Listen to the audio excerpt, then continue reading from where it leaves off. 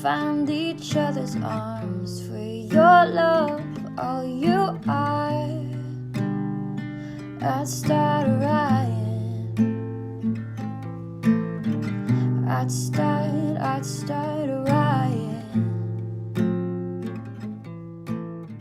Good morning, everybody. This intro music, as always, provided by Brittany Taylor. She's Barbell Brittany on Instagram, and I am at @RickAlexander_ on Instagram. I'm your host for Lionheart Radio, and you can also find us at Lionheart Radio on Instagram.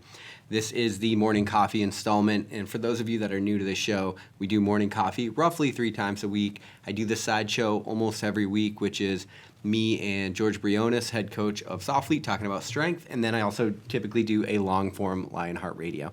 Now, as I travel and as I sort of pursue all of the different things, there will probably come times where it consists of 5 times a week where I'm just doing morning coffee, but my commitment to you is that we will definitely get it together.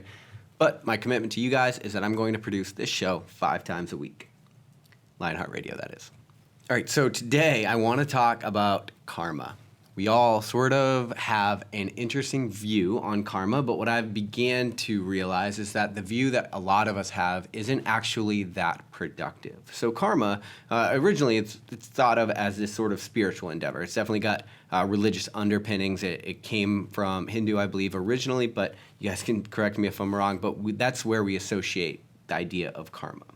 So we think about it as sort of tit for tat. Like, if I hold the door open for this guy, then somebody's going to hold the door open for me, as if like the universe is sort of like cosmically just keeping scores of every individual thing that we do. But if you strip karma down, if you strip that idea down, what you're left with is just the idea of energy. And it's the fact that what you put into the world for energy is what you receive. You know, when Gandhi said, "Be the change that you wish to see in the world," I believe this is exactly what he was talking about. What are the words that you're using to describe your life? And then how are those words and how are those actions actually affecting the energy and the environment in which you're living? So a better question is, how are you participating or how are you contributing to the world that you want to be in?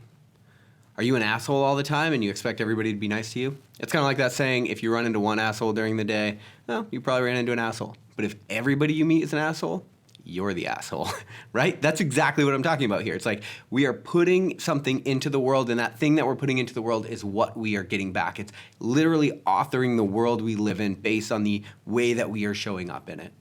And so when you think about that, every single thing that you do, the way that you interact with everybody matters. The places that you shop are a vote with your dollar. Are you voting for factory farming, or are you voting for the mom and pop who are down the road and running a farm? You are authoring the world that you get to live in. We all are, every day, with every single action that we take or don't take, right? And so if we look at it this way, if we look at it like we are constantly authoring our environment, that the energy we put into the world is the energy we're getting back. So if you're positive, growth-minded, and supportive, that's the world you'll live in. When your friend says, "I'm starting a new business or a new endeavor or a new project," are you supportive of them right away? And when I talk about supportive, I'm talking about being there, but I'm also talking about our words. You know, we have this sort of way of thinking that our words don't necessarily always matter. And something that I've run into a lot, it's like whenever I would screw something up, I would be like, "Oh, I'm such an idiot." And it's like, okay, well, yeah, you can dismiss that as not having any real significance. But the fact is that that becomes the narrative for the world that you live in. And here's the deal. You say stuff enough times, you're going to start believing it at a subconscious level. You know, in the Abrahamic religions, you look back at Judaism and Christianity, in the beginning, God created the world with the words that he spoke. He spoke the world into existence. Now, you might not believe the Bible or in any religion or whether these stories actually happened. You might not believe in any of that. Doesn't matter. You can't discount the significance of the fact that this set of stories somehow survived thousands of years and has layers of depth that tells us about the human experience, right? And so if we look at it that way, it's like what they're saying is God created the world with the words that he chose. Now, what's interesting is you today are creating the world that you live in with the words that you choose. And you're creating the world that everybody around you gets to live in. And the way that you're doing that is with the energy that you're putting behind your words. And you know, here's the point. Sometimes bad things happen in our lives. And we instantly think, whoa, what did we do to deserve this? What did I do to deserve this, right? And Here's why. It's because we are constantly in this sort of struggle between our heart and our mind. I did an episode earlier called Both of You where I talked about your higher and lower self. Another way to think about that is your heart and your mind, right? Now, your mind is concerned with tit for tat. Your mind is concerned with always trying to make sense of the world based on what you did. And if you don't believe me, do something really fucked up and then get away with it. And then just see how your mind eats you alive.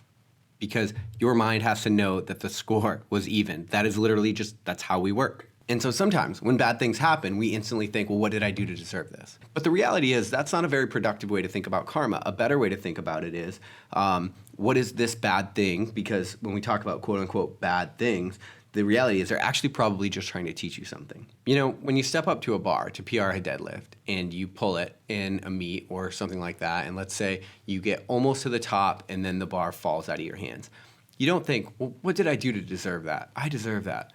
No, it's that the reason that thing didn't work out is because it's trying to teach you something. It could be that you have a weak last pull, right? You might have weak glutes. You might have problem with your hips firing. There's so many things that missing the third pull on a deadlift might be able to teach you. And so when bad things happen, you shouldn't think about it in terms of what did I do to deserve this? It's what am I not doing that I need to do better? What is this quote unquote bad thing trying to teach me about the way that I'm showing up in the world? But like I said, our minds are thinking tit for tat. But our hearts are thinking in terms of connection and positivity and growth and love and all of these different things. And so my advice to you would be to leverage those sort of bigger things so that you can author your world in a productive way, so that you can create the world that you actually want to live in.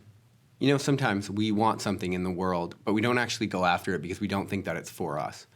And I talk about that a lot on this show, but I think my response to you would be, well, would it change things if I gave you the choice? Because the reality is, it's always your choice. And when you look at karma as the ability to author the world that you live in with the energy that you're putting into it, then you get to choose what that world looks like. Now, it might not be easy. You might have to let parts of you die. That's super unfortunate and super uncomfortable. You might have to let your ego die. You might have to develop yourself into becoming a new person, and that might be extremely uncomfortable. Your personality might have to lose certain traits. You might have to stop telling yourself you're an idiot every time you lose your keys. You might have to be more supportive of your friends when they go to do shit that looks crazy to you. But the reality is that the way this life ends up is your choice because you get to author it with the energy that you put into the world. And that is a productive way to think about karma. And I'll talk to you tomorrow on Morning Coffee.